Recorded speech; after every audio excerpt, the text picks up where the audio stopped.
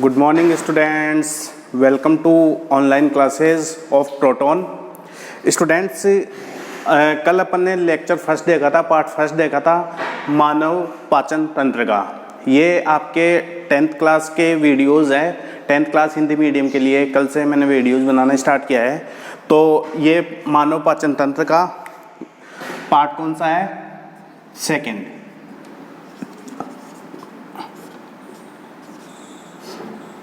ठीक है स्टूडेंट्स, तो कल अपन ने देखा था पार्ट फर्स्ट में पाचन की डेफिनेशन और जो मानव तंत्र है, मानव तंत्र को कैसे अपन परिभाषित कर सकते हैं, कैसे उसको अपन डिफाइन कर सकते हैं, ये अपन ने कल देखा था।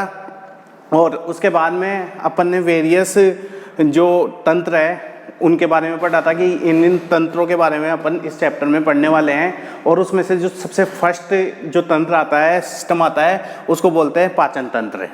ठीक है स्टूडेंट्स, तो मानव पाचन तंत्र की कल अपन ने डेफिनेशन देख ली थी कि डेफिनेशन में मैं क्विकली रिवाइज कर देता हूँ। डेफिनेशन में अपन ने देखा था कि भोजन के मुख्य अवयवों, भोजन के मुख्य पोषक तत्वों को उनके सरलतम स्वरूप में तोड़ने की जो प्रक्रिया है, विभाजित करने की जो प्रक्रिया है, उसको पाचन बोला जाता है। पाचन क्यों आवश्यक है, पाचन की जरूरत क्यों है? क्योंकि पाचन के द्वारा ही भोजन के जो बड़े बड़े अवयव है वो छोटे छोटे अवयवों में विभाजित हो जाते हैं और उस स्वरूप में विभाजित हो जाते हैं जिस स्वरूप में जो अपना शरीर है उसको क्या कर सके, उन तत्वों को अवशोषित कर सके। और उसके बाद में उन्हीं तत्वों से क्या किया जाता है, एनर्जी को रिलीज करवाया जाता है, एनर्जी का कन्वर्जन करवाया जाता है। और इसी कन्वर्जन के फलस्वरूप जो एनर्जी होती है, उस एनर्जी से अपने विभिन्न कार्य क्या किए जाते हैं, संपादित किए जाते हैं। तो स्टूडेंट्स, पाचन मानव शरीर में होने वाली एक महत्वपूर्ण प्रक्रिया है, ये अपन ने कल देखा था। आज अपन देखते हैं पाचन तंत्र से संबंधित कुछ महत्वपूर्ण टर्म्स कि पाचन तंत्र की क्या क्या टर्म्स हो सकती है। अभी मैं कुछ महत्वपूर्ण टर्म्स लिख रहा हूँ, कुछ महत्वपूर्ण बातें बता रहा हूँ आपको जो पाचन से संबंधित है। तो इम्पोर्टेंट टर्म्स है, महत्वपूर्ण टर्म्स है, महत्वपूर्ण परिभाषाएं या तथ्य बोल सकते हैं, या इसको अपन बोल सकते हैं तथ्य। क्या बोल सकते हैं स्टूडेंट? महत्वपूर्ण तथ्य। या फिर मैं इसको अगर अलग से बताना चाहूँ आपको, तो ये पाचन की प्रोसेस है, मतलब पाचन की स्टेप्स है, पाचन के चरण है। तो इनको मैं पाचन चरण भी बोल सकता हूँ, पाचन के चरण। तो स्टूडेंट, सबसे पहले देखो होता क्या है। सबसे पहले भोजन को अपन क्या करते हैं, जो ठोस स्वरूप होता है उसको इनहेल करते हैं। भोजन के ठोस स्वरूप को क्या किया जाता है, इनहेल किया जाता है। इसको इंजेशन बोला जाता है। फर्स्ट जो प्रोसेस है उसको बोला जाता है इंजेशन।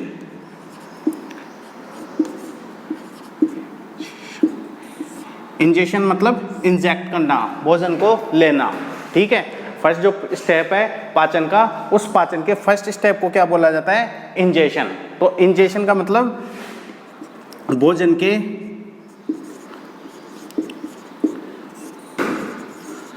ठोस या अपन बोले अपचित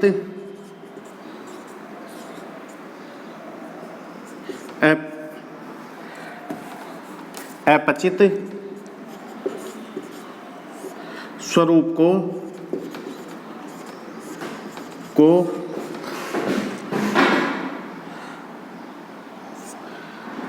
मुख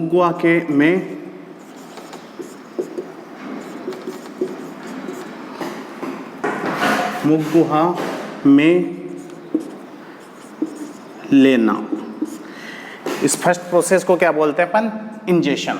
जैसा कि इंग्लिश मीडियम स्टूडेंट्स को मैंने बताया था, to intake food molecules first, to intake the solid form of food into mouth cavity, that is known as ingestion. So ingestion क्या है, भोजन के ठोस अपचित स्वरूप को मुख गुहा में लेना। सबसे पहले अपन क्या करते हैं कि भोजन को हाथों की सहायता से क्या करते हैं, उसके छोटे छोटे निवाले बना के और अपन मुख गुहा में डालते हैं। डायरेक्ट अपन पाचन स्टार्ट थोड़ी कर देते हैं। पाचन से पहले भोजन को जो ठोस स्वरूप है या जो भोजन अपन ले रहे हैं उसको क्या करना पड़ता है, जो सबसे पहला भाग है पाचन तंत्र का, पाचन अंग जो होता है, सबसे पहला पाचन अंग होता है मुख, उसके अंदर क्या करते हैं अपन, पुट करते हैं, उसके अंदर डालते हैं। तो इस प्रक्रिया को बोलते हैं इंजेशन। सो इंजेशन क्या है, भोजन के ठोस अपचित स्वरूप को मुख में लेना। ठीक है स्टूडेंट्स, यहाँ तक समझ में आ गया होगा आपके। सेकंड जो प्रोसेस है, इस सेकंड प्रोसेस को अपन बोलते हैं पाचन।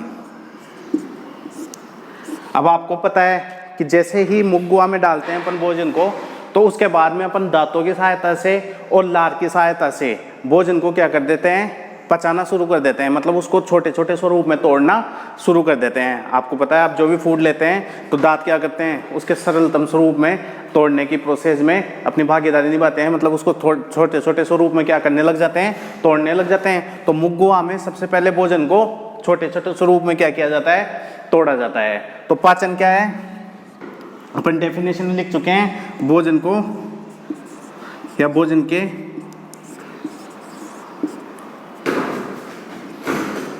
मुख्य तत्वों को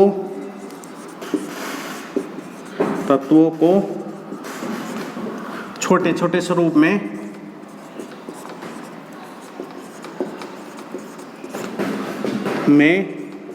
तोड़ने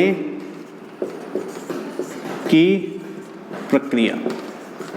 कल भी अपन देख चुके हैं, वही पाचन की वापस वही डेफिनेशन है, सेम डेफिनेशन है। तो पाचन क्या है, भोजन के मुख्य तत्वों को छोटे छोटे स्वरूप में तोड़ने की प्रक्रिया को क्या बोला जाता है, पाचन बोला जाता है। ठीक है, ये विभिन्न पाचन एंजाइमों द्वारा और पाचक अंगों द्वारा इस प्रक्रिया को कंप्लीट किया जाता है। अब देखिए स्टूडेंट्स, पाचन करने के बाद में जो भी भोजन के छोटे छोटे स्वरूप है उनको क्या किया जाता है, नेक्स्ट स्टेप क्या हो सकती है, अवशोषण। क्या हो सकती है, अवशोषण। अब आपको पता है भोजन के छोटे छोटे स्वरूप बन गए, मतलब एंड प्रोडक्ट्स बन गए, अंतिम उत्पाद बन गए। जैसे कार्बोहाइड्रेट्स का अंतिम उत्पाद क्या है, ग्लूकोज। जैसे प्रोटीन का अंतिम उत्पाद क्या है, अमीनो अम्ल। तो अमीनो अम्लों से आगे प्रोटीन को तोड़ा नहीं जा सकता। मतलब पाचन का जो प्रक्रिया है, अमीनो अम्लों पाचन की जो प्रक्रिया है, वो जो प्रोटीन होते हैं, प्रोटीन को केवल अमीनो अम्लों तक तोड़ सकते हैं। मतलब लास्ट उत्पाद है, इससे आगे प्रोटीन का डाइजेशन या पाचन पॉसिबल नहीं है, इससे आगे वो टूटेंगे नहीं। तो अंतिम उत्पाद क्या हो गया, प्रोटीन का क्या हो गया, अमीनो अम्ल। जब अमीनो अम्ल बन जाते हैं अपने बॉडी के अंदर, मतलब प्रोटीन टूट टूट के अमीनो अम्लों में विभाजित हो जाते हैं, अमीनो अम्ल फॉर्म हो जाते हैं। तो उसके बाद में अपने शरीर में क्या किया जाता है, उन अमीनो अम्लों को, उन अंतिम उत्पादों को, जो भी भोजन के अंतिम उत्पाद है, उनका क्या किया जाता है, शरीर के द्वारा अवशोषण किया जाता है। जो कोशिकाएं होती हैं उनके द्वारा या रक्त के द्वारा क्या किया जाता है, अवशोषण किया जाता है। उनको रक्त में अवशोषित कर लिया जाता है या रक्त उनको अवशोषित कर लेता है। सो स्टूडेंट्स, अवशोषण प्रक्रिया क्या है, भोजन के छोटे छोटे स्वरूपों को या अंतिम उत्पादों को, भोजन के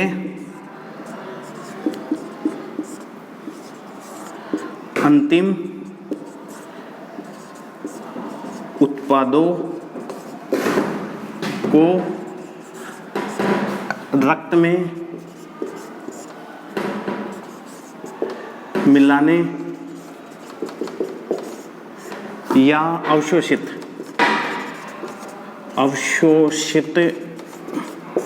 करने की प्रक्रिया को क्या बोलते हैं अपन, अवशोषण। ठीक है, भोजन के अंतिम उत्पादों को रक्त में मिलाने या अवशोषित करने की जो प्रक्रिया है उसको क्या बोलते हैं अपन, अवशोषण। ठीक है, एब्जॉर्प्शन किया जाता है अब फूड मॉलिक्यूल्स का। ठीक है, अब देखो क्या हो गया, इंजेक्शन हो गया, पाचन हो गया, अवशोषण हो गया। इसके बाद में क्या किया जाता है, अब एनर्जी का कन्वर्जन किया जाता है। मतलब इनके अंदर से एनर्जी को बाहर निकाला जाता है। जैसे ग्लूकोज हो गया, ग्लूकोज के अंदर सबसे ज़्यादा एनर्जी होती है। मतलब जल्दी से जल्दी एनर्जी को रिलीज करवाना हो तो वो किससे निकाल सकते हैं, ग्लूकोज से। आपको पता है, वो अपन आगे पढ़ेंगे। ग्लूकोज से एनर्जी को रिलीज करवाया जाता है। और प्रोटीन जो अमीनो अम्ल होते हैं वहाँ से भी एनर्जी मिलती है, और जो वसा होता है वसा से भी एनर्जी मिलती है। तो उसके बाद में क्या किया जाता है, एनर्जी का कन्वर्जन किया जाता है। तो इस प्रक्रिया को बोला जाता है एसिमिलेशन। एसिमिलेशन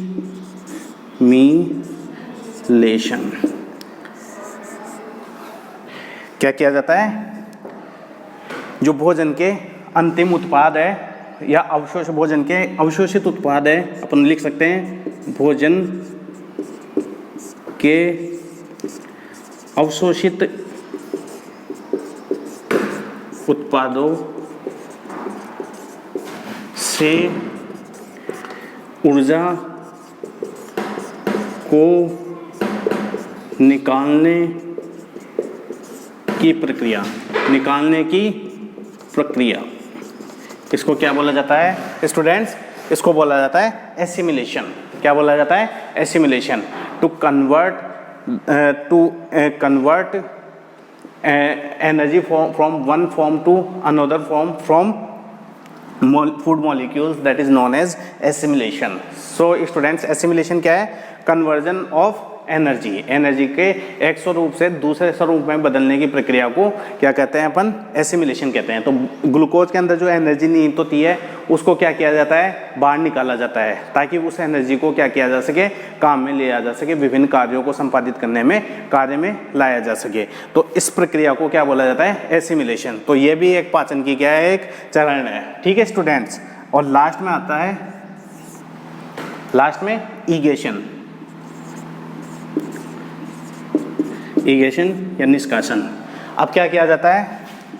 अपचित भोजन, जो भी अपचित भोजन होता है, अपचित भोजन को शरीर से बाहर निकालने की प्रक्रिया, निष्कासित करने की प्रक्रिया। अब क्या होता है? जो अपने को पता है कि जो पचित भोजन है, जो मुख्य पोषक तत्व होते हैं, उन पोषक तत्वों को सबसे पहले तो इंजेक्ट किया जाता है, मतलब पोषक तत्वों को, और जो पोषक तत्व नहीं होते हैं, मतलब अपचित भोजन होता है, उसको इंजेक्ट किया जाता है। ये प्रोसेस सब पे लागू होती है, अपचित भोजन पर भी और अनडाइजेस्टेड फूड पे भी और डाइजेस्टेड फूड पे भी। ठीक है। उसके बाद में जो भोजन के मुख्य तत्व होते हैं उनको क्या किया जाता है? भोजन के मुख्य तत्वों को, मतलब मुख्य पोषक तत्वों को, कार्बोहाइड्रेट्स, प्रोटीन, वसा, वसा, न्यूक्लिक एसिड, ठीक है, विटामिन्स, तो इन सभी जो भोजन के मुख्य पोषक तत्व होते हैं, इनको क्या किया जाता है? मुगुआ के अंदर और अन्य जो पाचक अंग होते हैं उनके अंदर क्या किया जाता है? उनका पाचन किया जाता है, उनके छोटे छोटे स्वरूपों में उनको तोड़ा जाता है। और जब उनके अंतिम उत्पाद बन जाते हैं, अंतिम स्वरूप बन जाते हैं, जिससे आगे उनको तोड़ना पॉसिबल नहीं है, उसके बाद में उन स्वरूपों को, अंतिम उत्पादों को क्या किया जाता है? रक्त के अंदर उनको अवशोषित करवाया जाता है, या रक्त के अंदर वो अवशोषित हो जाते हैं। इस प्रक्रिया को अपन अवशोषण बोलते हैं। और अवशोषण के बाद में जो मुख्य तत्व होते हैं, जो अंतिम उत्पादों में टूट चुके हैं, अंतिम उत्पाद उनके बन चुके हैं, उनसे क्या किया जाता है? उनके अंदर से एनर्जी को रिलीज करवाया जाता है, उनके अंदर से एनर्जी को बाहर निकाला जाता है, ताकि बहुत सारे कार्य संपादित हो सके। और एनर्जी को बाहर निकालने की जो प्रक्रिया है, इसको बोला जाता है एसिमिलेशन। और लास्ट में क्या होता है?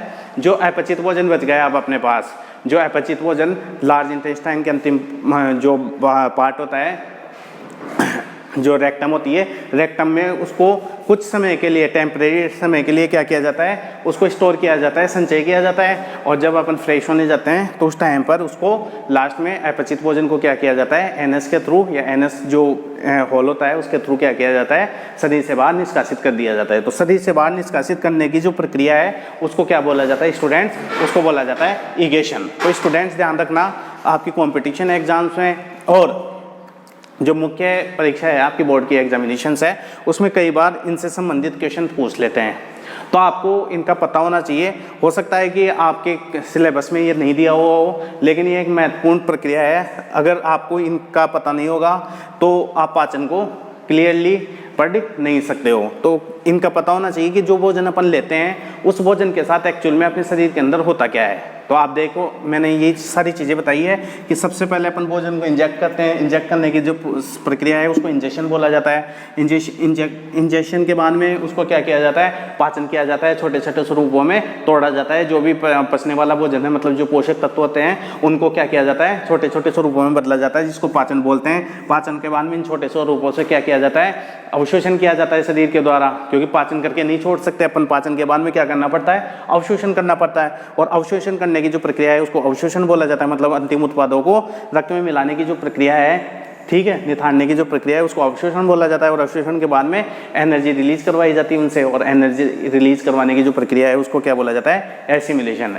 ऊर्जा निकालने की जो प्रक्रिया है उसको क्या बोला जाता है, एसिमिलेशन। और सबसे लास्ट में जो अपचित भोजन बच गया, क्योंकि पचित भोजन के साथ तो ये सारी चीजें हो गई, पचित भोजन के साथ तो पाचन हो गया, अवशोषण हो गया, एसिमिलेशन हो गया, और इसके बाद में लास्ट में क्या बच गया, अपचित भोजन बच गया। उस अपचित भोजन को ईगेशन प्रक्रिया के द्वारा शरीर से बाहर क्या किया जाता है, निकाला जाता है। मतलब शरीर से बाहर निष्कासित करने की जो प्रक्रिया है उसको क्या बोला जाता है, ईगेशन बोला जाता है स्टूडेंट्स। सो आपको पता होना चाहिए ये 5 स्टेप्स होती है जिनके द्वारा भोजन क्या होता है, भोजन क्या किया जाता है, पाचन किया जाता है। ठीक है स्टूडेंट्स, मतलब अपन जो भी ठोस स्वरूप लेते हैं उस ठोस स्वरूप का लास्ट में ये होता है, इंजेशन होता है, इजेशन सॉरी। ठीक है, तो ये प्रक्रिया है, आप एक बार इनको नोट डाउन कर लो, फिर अपन आगे देखते हैं।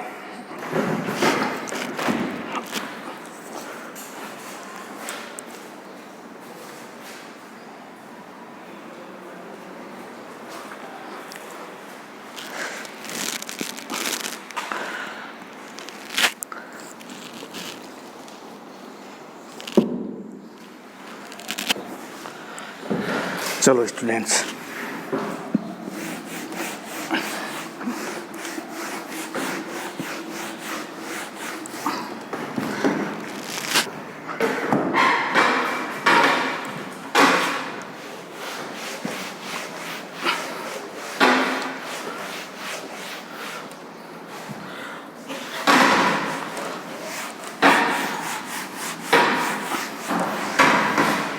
ओके स्टूडेंट्स, तो ये तो अपन ने पाचन के चरण पढ़े थे कि पाचन या भोजन जो भी अपन ले रहे हैं उस भोजन के साथ साथ क्या क्या चरण, क्या क्या स्टेप्स संपन्न होती है, क्या क्या होता है उस भोजन के साथ। तो इनको अपन ने चरणबद्ध तरीके से 5 चरणों में पढ़ा था।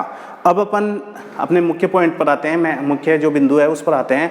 अब मैं यहाँ पर एक टेबल ड्रॉ करने जा रहा हूँ स्टूडेंट, एक सारणी बनाने जा रहा हूँ जिसमें अपन पाचन से संबंधित जो अंग है, पाचन से संबंधित जो महत्वपूर्ण जो ग्रंथियाँ है उनको एक बार मैं सारणीबद्ध कर देता हूँ, फिर अपन उनको 1 बाय 1 पढ़ेंगे स्टूडेंट्स। सो देखो, सबसे पहले जो पाचन तंत्र होता है,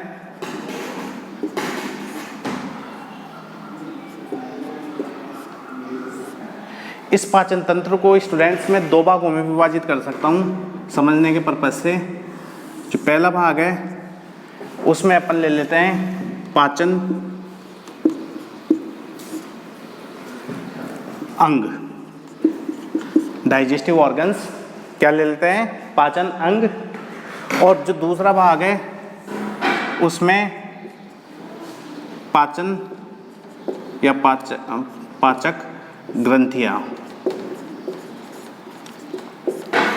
ठीक है स्टूडेंट्स, तो पाचन तंत्र को अपन ने 2 भागों में विभाजित कर लिया, पाचन अंग और पाचन ग्रंथियां। अपन कह सकते हैं कि पाचन तंत्र किन किन से मिलकर बना हुआ है, पाचन अंगों से और पाचन ग्रंथियों से। इसके बाद में इनके द्वारा ही पाचन की पूरी प्रक्रिया क्या होती है, संपन्न होती है। तो देखो, पाचन जो अंग है वो कौन कौन से अपन पढ़ेंगे। सबसे पहला जो पाचन अंग है स्टूडेंट्स वो है मुख। क्या है स्टूडेंट्स, मुख। सबसे पहला पाचन अंग क्या है, मुख। और मुख के अंदर अपन क्या पढ़ेंगे, मुख के अंदर अपन पढ़ेंगे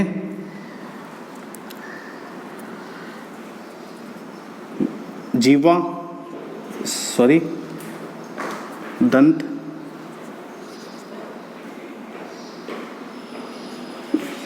और जीवा।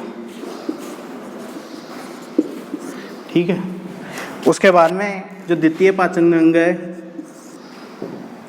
वो पाचन अंग क्या है,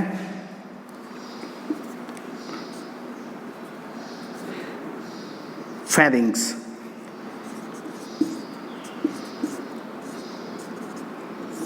द्वितीय जो पाचन अंग है वो क्या है, फेरिंग्स, फेरिंग्स। ठीक है, फेरिंग्स को भी 3 भाग में अपन पढ़ेंगे जो बाद में देखेंगे। तीसरा जो पाचन अंग है वो आपको पता है क्या होती है, अपने ग्रसनी होती है जिसको ईसोफेगस बोलते हैं।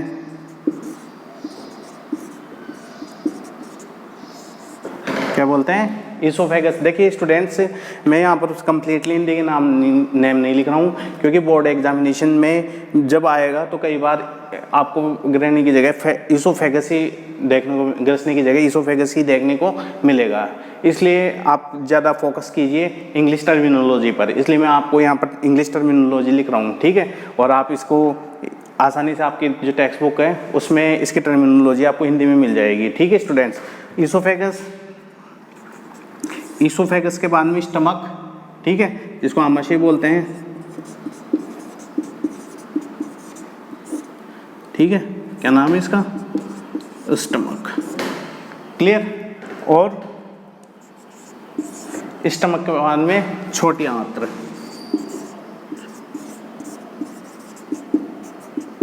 उसके बाद में बड़ी आंत्र, उसके बाद में क्या आता है, गुदाद्वार।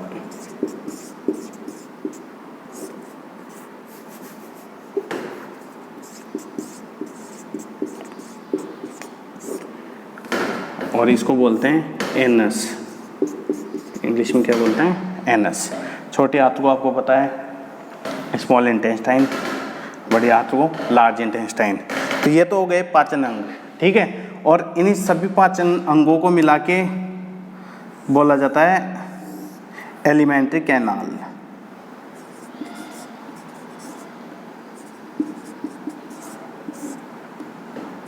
एलिमेंट्री कैनाल, ठीक है स्टूडेंट्स। और अगर मैं पाचक, मुख्य पाचक ग्रंथियों की बात करूं, तो मुख्य पाचक ग्रंथियों में सबसे पहले तो 3 जोड़ी लार ग्रंथियां आती है। क्या आती है, लार ग्रंथियां। उसके बाद में आती है, द्वितीय नंबर पर आता है आपका यकृत, और 3rd नंबर पर आता है आपका अग्नाशय।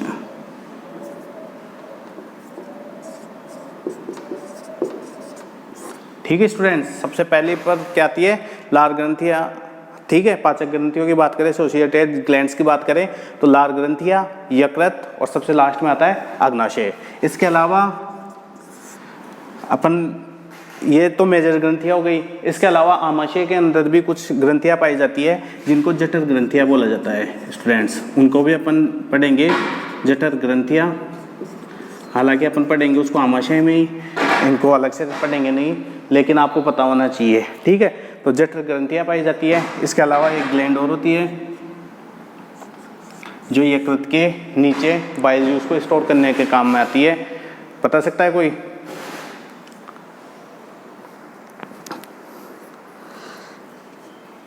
चलो यकृत पढ़ेंगे तब देख लेंगे अपन उसको, इसमें मेजर ग्रंथि नहीं है वो।